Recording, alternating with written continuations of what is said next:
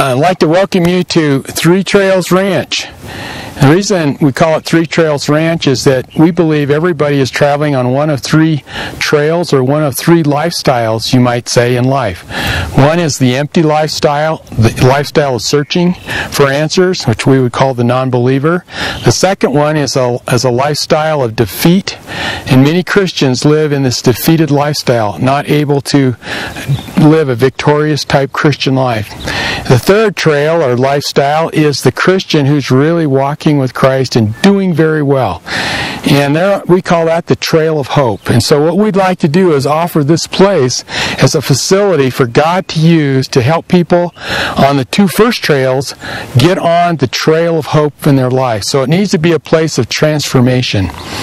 So part of the vision, as you look at this place, we call it a Great Commission Training Ranch, or training center, by which we can train people all over the world, simply those that come, but also via the internet and websites, on how they can live effectively as a Christian, how they can grow, how they can multiply, how they can share their faith, how they can disciple other people in such a way that we are impacting the world from this Three Trails Ranch right here in the isolated mountains of southwest Colorado. So isolated, there is no cell service.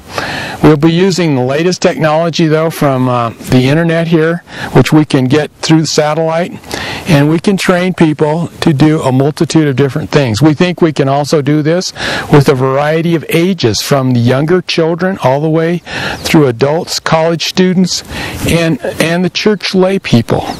We hope to have pastor retreats here, leadership retreats.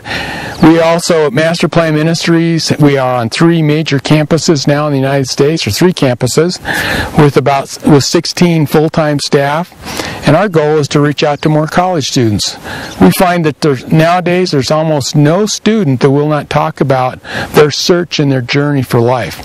So it gives us a great opportunity to share the gospel and then disciple people and then help them be able to do the same thing the rest of their life. Okay, here is the Adult and Married Couple Lodge, we call it. It has 24 rooms. We have done all kinds of things here since we got it. One of the first things we did was all the railing that's been replaced with this really new railing, this up-to-date railing, was replaced by, we originally had aspen trees and plywood for railing. And when you came here, you took your life in your own hands by even trying to walk on the railing. It was just rotting out completely, but now it's been replaced with the best stuff we can find on the market. We've had to grade this. This is full of rocks. I mean, there's still some rocks and grading we need to do. But we have a French drain underneath all this. It now is drained, so we don't have lots of water underneath. Speaking of underneath, when we got this place, the whole place was sagging. A lot of people thought we were going to lose this building.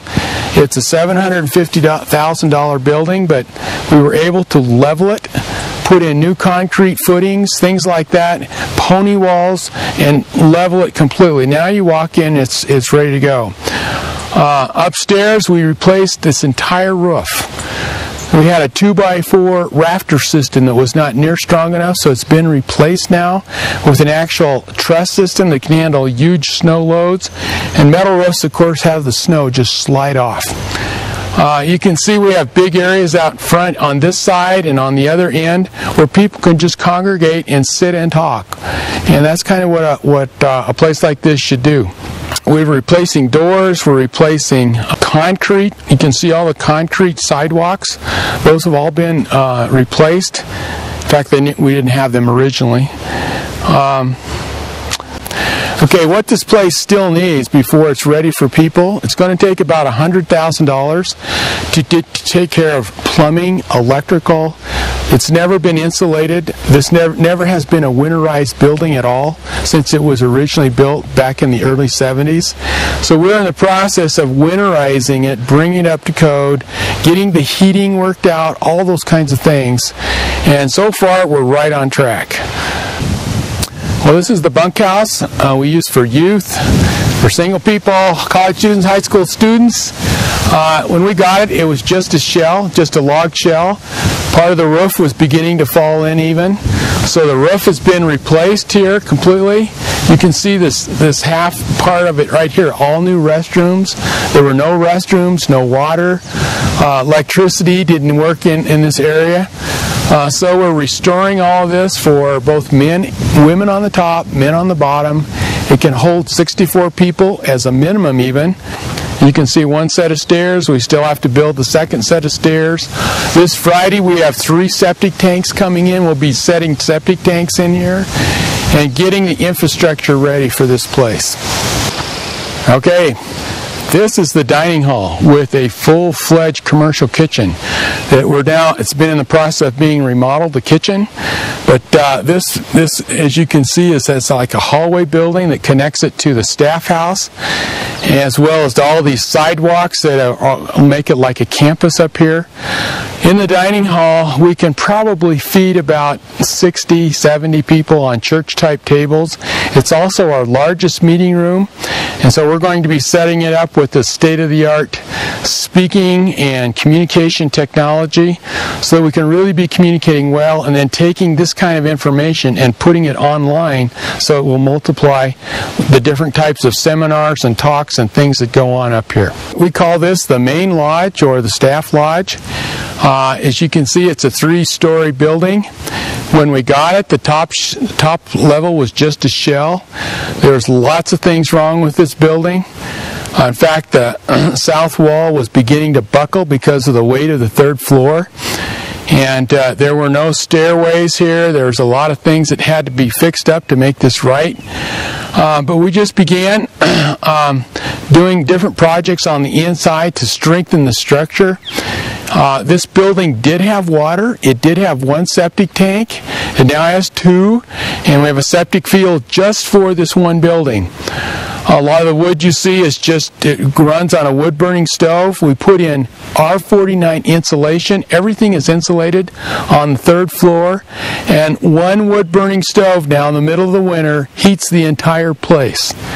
So the utilities are really good. The top floor was just all studs. It had electrical put in it, had plumbing put in it in a rough way.